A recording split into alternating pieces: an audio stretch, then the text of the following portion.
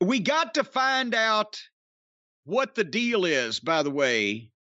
And Hook beat somebody, and Stokely's heels came out, and we're going to kill him, and Jungle Boy made the save, including Big Bill, who's 7'7" or whatever. And he's not that big. I don't, well... He's not big. He's not bigger. Really big. He's not going to be any bigger than he is right now either. Yeah. Swerve and Parker Boudreaux and Tatface. We have got to find out what flavor of moron this guy is. His entire face is tattooed. He's got the weird hair. I don't think they're fake tattoos either. I think he's obviously either been in a Turkish prison or he's a fucking mental case. But we got to find out what exactly this guy's fucking specific malfunction is. Because I guarantee this is going to be one of those.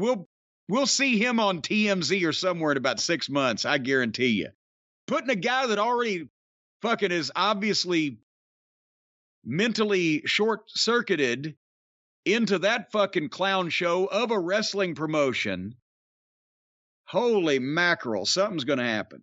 Forget about all that. If we go back to last week's Angle segment, which was an all-time bad one, with all-time bad, I don't know if it was a bad script or if these guys were out there doing improv, but it was just not good in any way. None of that was written down or prepared, I guarantee you. Well, it was terrible in the most delightful way. What about this being the follow-up a week later? They gave that a whole long segment. It went a long time. And we saw this whole thing play out in a really awkward way. And then they get a minute, 90 seconds the next week, nothing else to follow this up, to explain anything, to make anyone who saw that last week and says, I can't wait to see what happens next week. There has to be one fan out there that saw that was like, oh shit, Rick Ross has a crew. What's going to happen next week? And then nothing happened. No follow-up. Well, I wouldn't have done it this way because after last week's segment, I would have barred everybody involved from ever appearing on a television I was responsible for again. However, if they were going to follow it up, standing backstage with Swerve with a kind of a vacant look talking about these two weirdos that obviously can't work. We saw that last week. And at least Boudreaux's got a lot of tattoos, but he didn't cover his cheek and forehead at least yet. He also sells his own stuff. Every time he delivered a blow, his whole body would shake like he got hit. He would convulse in tremors of ecstasy from it or whatever. But then Keith Lee's the one they beat up and hospitalized, whatever. And in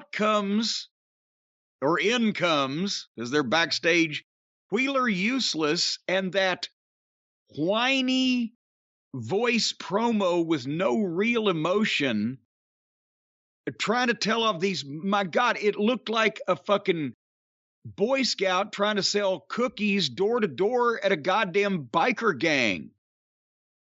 So why didn't they just, because nobody else has any restraint, when he's standing there going, well, you guys, why didn't they just fucking smite him? He told them off. Yeah, Claudio and Moxley got rid of him quick. They were out there earlier. Where was Yuta? Yeah, well, he was getting dirt on Tatface and his fucking bunch. Well, but Rick Ross is probably overseeing this from afar, right? We're not going to see him every week, apparently.